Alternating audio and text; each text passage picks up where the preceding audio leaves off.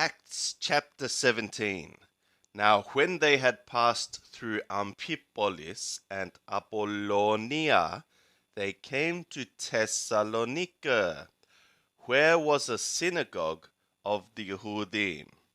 And Paulo, as his custom was, went into them, and for 3 Shabbath days reasoned with them from the Scriptures, opening and alleging that it behooved the anointed to suffer and to rise again out of dead ones, and that this Yeshua, whom, said he, I proclaim to you, is the anointed.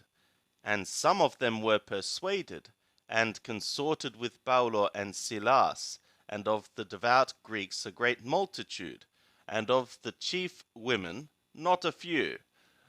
But the Yehudim, being moved with jealousy, took to them certain vile fellows of the rabble, and gathering a crowd, set the city on an uproar, and assaulting the house of Yason, they sought to bring them forth to the people.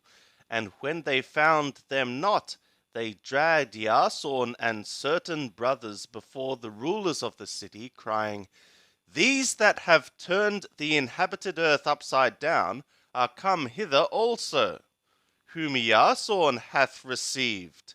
And these all act contrary to the decrees of Caesar, saying that there is another king, one Yeshua. And they troubled the multitude and the rulers of the city when they heard these things. And when they had taken security from Yason and the rest, they let them go. And the brothers immediately sent away Paulo and Silas by night to Beroia, who, when they were come thither, were going into the synagogue of the Yehudim. Now these were more noble than those in Thessalonica, in that they received the word with all readiness of the mind, examining the Scriptures daily, whether these things were so. Many of them therefore believed, also of the Greek women of honorable estate, and of men not a few.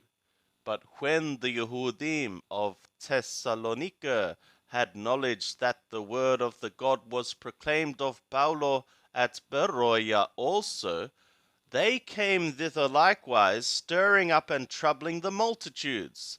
And then immediately the brothers sent forth Paulo to go as far as to the sea, and Silas and Timotheus abode there still. But they that conducted Paulo brought him as far as Aternai, and receiving a command to Silas and Timotheus that they should come to him with all speed, they departed. And Paulo, waiting for them in Aternai, perceiving the city being utterly idolatrous, his spirit was being provoked in him. So he reasoned in the synagogue with Yehudim and the devout persons, and in the marketplace every day with them that met him. And certain also of the Epicureo and Stoico philosophers encountered him, and some said, What would this babbler say? Others, He seemeth to be a setter forth of strange gods, because he was announcing Yeshua and the resurrection. And they took hold of him, and brought him to the Areopago, saying, May we know what this new teaching is, which is spoken by thee? For thou bringest certain strange things to our ears. We would know therefore what these things mean.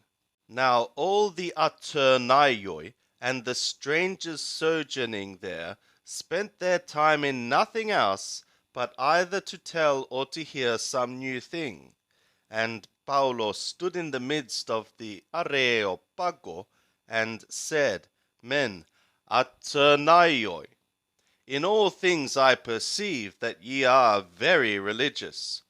For as I passed along and observed the objects of your worship, I found also an altar with this inscription, to an unknown God.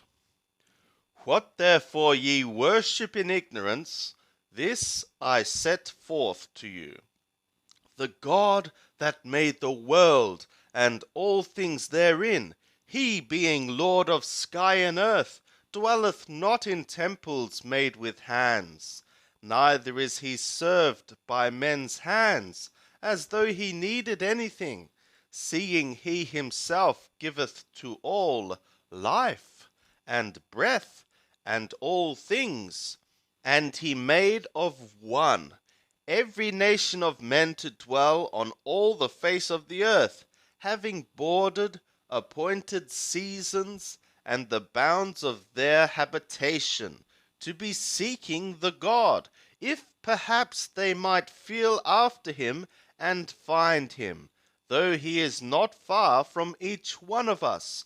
For in him we live, and move, and have our being, as certain even of your own poets have said. For we are also his offspring. Being then the offspring of the God, we ought not to think that the God nature is like gold or silver or stone, graven by art and device of man. The times of ignorance therefore the God overlooked, but now he is commanding all the humans everywhere to be repenting, inasmuch as he hath appointed a day in which he will judge the inhabited earth in righteousness by a man whom he hath ordained, whereof he hath given assurance to all men, in that he hath raised him from dead ones. Now, when they heard of the resurrection of dead ones, some mocked, but others said, We will hear thee concerning this yet again. Thus Paulo went out from among them. But certain men clave to him and believed, among whom also was Dionysius the Areopagitus, and a woman named Damaris, and others with them.